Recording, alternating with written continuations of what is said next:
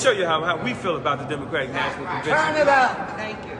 If you think you're going to have a peaceful Democratic National Convention in the city of Chicago while our people are starving, that's right. Stay tuned. Hello, how are you all? I hope you're doing well. That was a little clip from a Chicago resident, and things have been pretty controversial there recently. So just to give you a little bit of background, one of the main things that's happening in Chicago, well, they've been getting thousands upon thousands upon thousands of migrants coming up to Chicago since they are in fact a sanctuary city.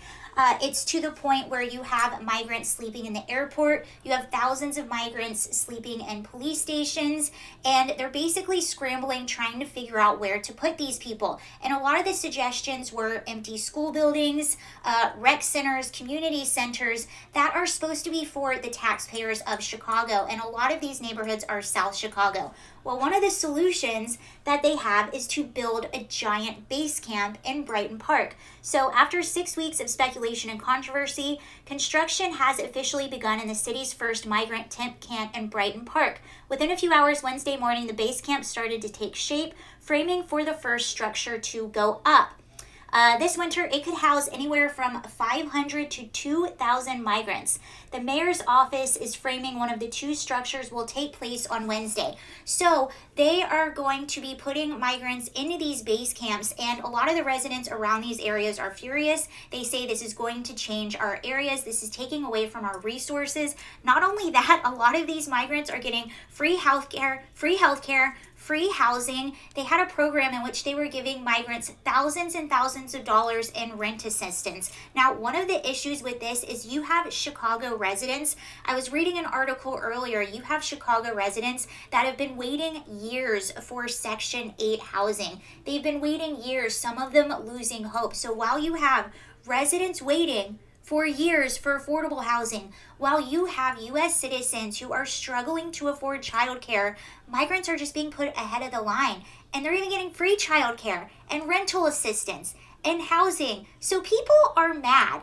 And Brandon Johnson did a press conference the other day, and he was asked how he feels about the protesters that are protesting migrants getting all of these resources. This is what he said.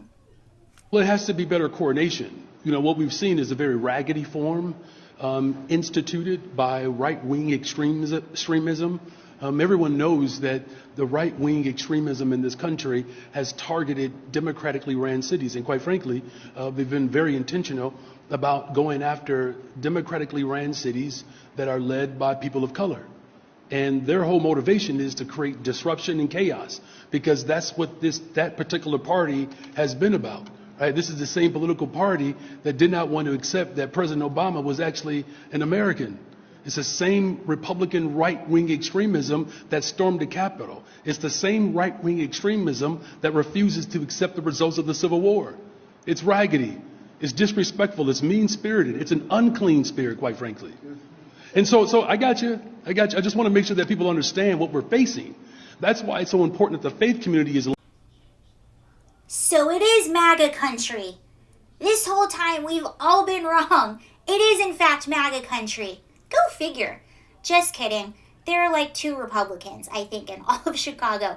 It is a very, very blue city. And the fact that they are getting any migrants is because they have declared themselves a sanctuary city. If you think it's bad there, you should go see El Paso. You should go see some of the border states and the border cities that have been dealing with this for years and got so overrun they had no choice but to alleviate some of the pressure and send some of the migrants to sanctuary cities who themselves declared themselves sanctuary cities. And let's not forget, these are Joe Biden's policies. He's not very MAGA. He's not very right-wing. These are very leftist, open borders policies that are causing these issues. And the people in Chicago that are upset about these issues are not right-wingers. They are regular Democratic people that voted for Brandon Johnson. Many of these people that are upset with him voted for him.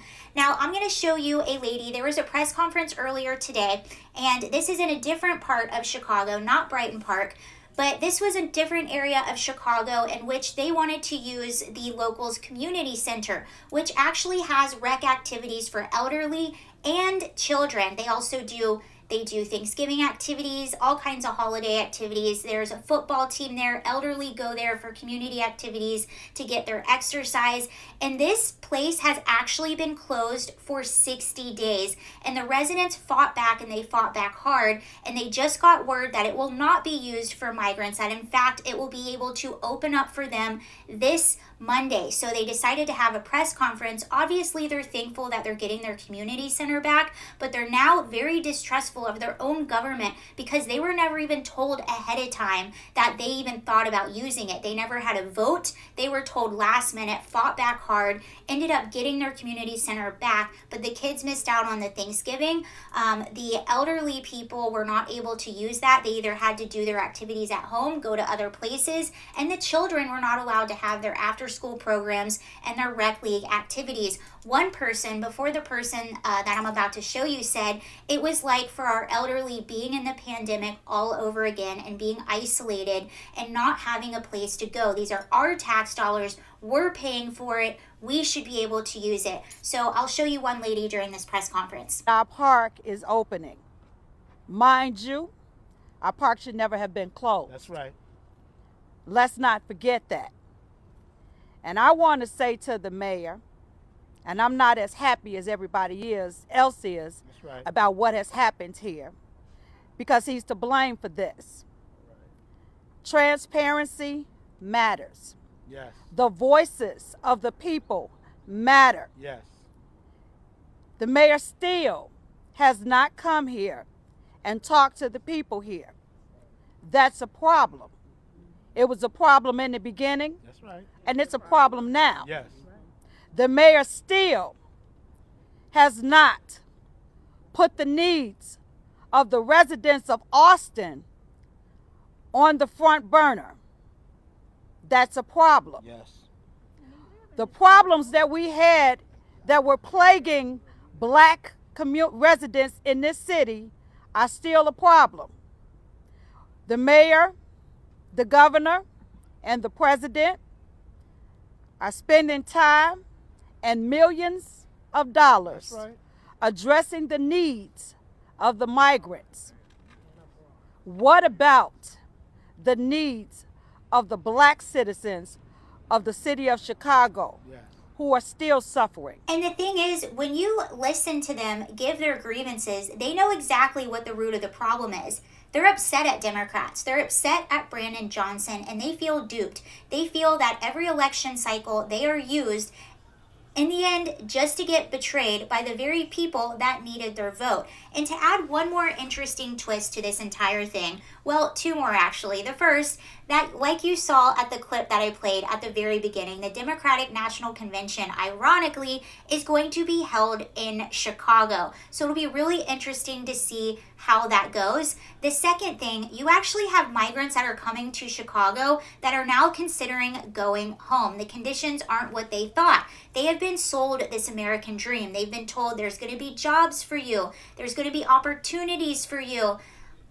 And they're finding out that's actually not the case. Another thing that they're finding out is it's not warm all year in Chicago. It gets rather cold.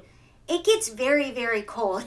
In fact, I think you could argue that the Windy City has one of the worst winters, and it hasn't even gotten started yet. Here's a news clip about that. Some migrants even want to go back to their home country. They have an American dream, for in my opinion, is a fake American dream. So if they asking me a lot for if I know somebody who can buy a ticket flight for them to come back to Venezuela. Sixth-Ward Alderman Will Hall, who traveled to the border a few weeks ago, says word is spreading on social media among migrants that Chicago may not be the best place to come. And border nonprofits say not as many people are asking to come to Chicago. So people are beginning to get informed that it's cold, the opportunities are scarce, and that unless you want to sleep on a concrete mattress, don't come. And that's what those who have come seeking asylum have said. And that is what is happening in Chicago with the migrant crisis up to date. So we'll keep our eye on it. Thank you for watching this short video and update. I'll see you later. Bye.